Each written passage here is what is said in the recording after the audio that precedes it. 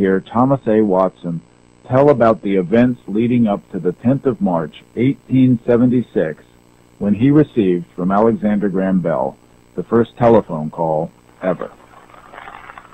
During the months that we were working together on his telegraph, Bell often spoke to me of another invention he had in his mind.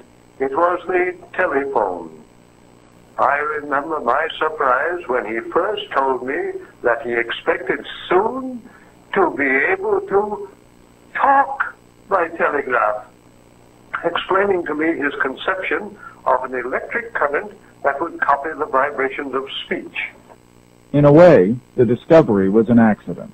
Bell and Watson were working on a process by which to send several telegraph messages at once. Their apparatus used a number of magnets and steel reeds tuned to different pitches, which vibrated sympathetically with receiving reeds on the distant end of a wire. At one point, the reeds weren't functioning properly, and Watson struck them particularly hard, and Bell heard through the wire, not just the tuned pitch of the reeds, but the overtones, the sound. This is the sound that Bell had always heard from the receiver when he had been listening before.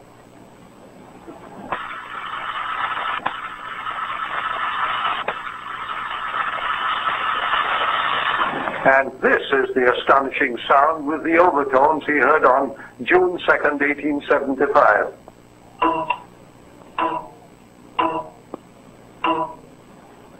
The moment Bell heard the overtones of that spring, he knew he had solved the problem of talking by telegraph.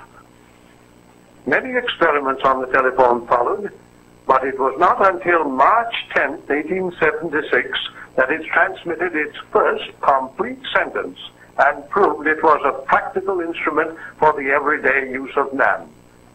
Bell sat in front of the new transmitter in the back room, which I had made into a laboratory for him on the top floor of number 5 Exeter Place, Boston, and I went down the hall to the front room to listen for the results with a telephone receiver.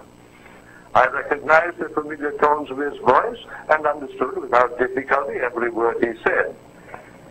And even when he spoke, his voice brought clearly to me the words of that now historic first sentence, "Mr. Watson, come here. I want you."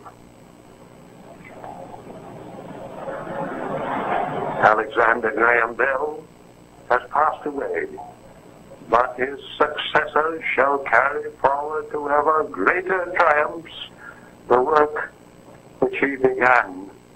And as long as man exists, the art which Bell created shall endure.